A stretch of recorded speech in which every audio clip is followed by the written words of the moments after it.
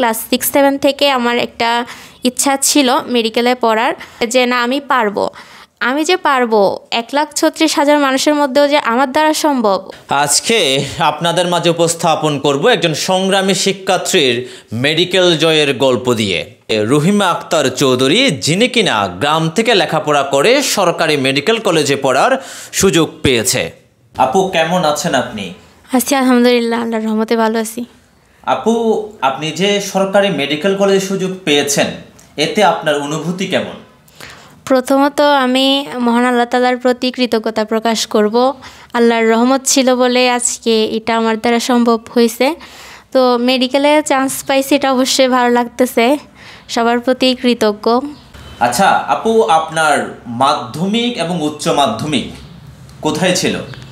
আমি পূর্ব রাউজান সরকারি প্রাথমিক বিদ্যালয় থেকে ক্লাস 4 পর্যন্ত পড়ালেখা করছি। তারপর ক্লাস 5-এ এসে পশ্চিম ডাবুয়া সরকারি প্রাথমিক বিদ্যালয়ে পড়াশোনা করছি।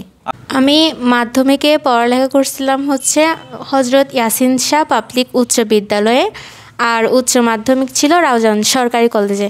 আপু, আপনার মাধ্যমিক এবং উচ্চ মাধ্যমিকে জিপিএ কত ছিল? মাধ্যমিকও জিপিএ 5 ছিল, উচ্চ মাধ্যমিকও জিপিএ 5 ছিল। মেডিকেল জয়ের পেছনে আপনার কার কার অবদান ছিল?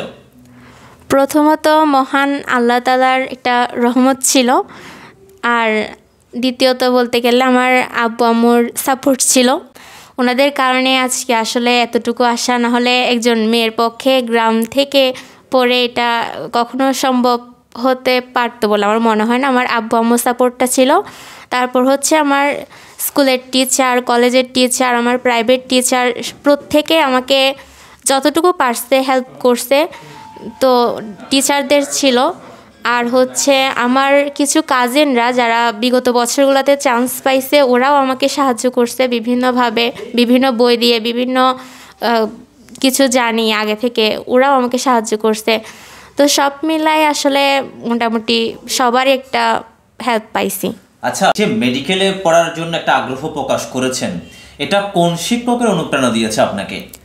প্রথমত আমি যখন একদম হাই স্কুলে ছিলাম, ক্লাস 6-7 থেকে আমার একটা ইচ্ছা ছিল মেডিকেলে পড়ার।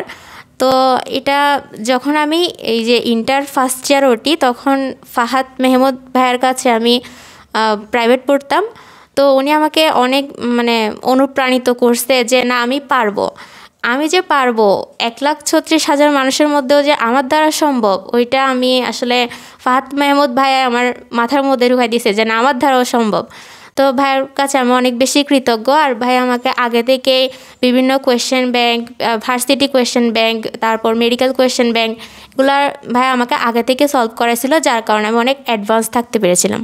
আপনি যখন জানতে পারলেন আপনি সরকারি মেডিকেলে সুযোগ পেয়েছেন, তখন আপনার মা বাবা এবং আপনার অনুভূতিটা কেমন ছিল? যখন দেখছি আসলে প্রথমে তো আমারই বিশ্বাস হতে চায় নাই যে এটা আমার তো এটাই বিশ্বাস হতে যাচ্ছে না যে এটা আমারই রেজাল্ট। তো পরে দেখলাম আমার আব্বু আম্মু অনেক বেশি খুশি হয়েছে যে তাদের মেয়ে সরকারি মেডিকেলে পড়ার চান্স পাইছে। তো সবাই খুশি হয়েছে। আচ্ছা, মেডিকেলে লেখাপড়া করার জন্য আপনার কতক্ষণ পর্যন্ত লেখাপড়া করতে হয়েছিল? না, আসলে কতক্ষণ পর্যন্ত পড়ালেখা করছি এটা বলাটা খুবই কঠিন একটা বিষয়। তবে এটা ঠিক যে আমি রাত 12টার পরে পড়ি নাই, আমি রাত 12টা পর্যন্ত পড়তাম। আবার সকাল উঠে পড়ার আমার অভ্যাস ছিল, তো আমি রাত জাগতাম না, এবং যে যতক্ষণ জেগে থাকতাম মোটামুটি ততক্ষণই পড়ার চেষ্টা করেছি, আমার পড়ার টেবিলে থাকার চেষ্টা করেছি। আপনি কোনো সামাজিক যোগাযোগ মাধ্যমগুলো ইউজ করতেন কিনা?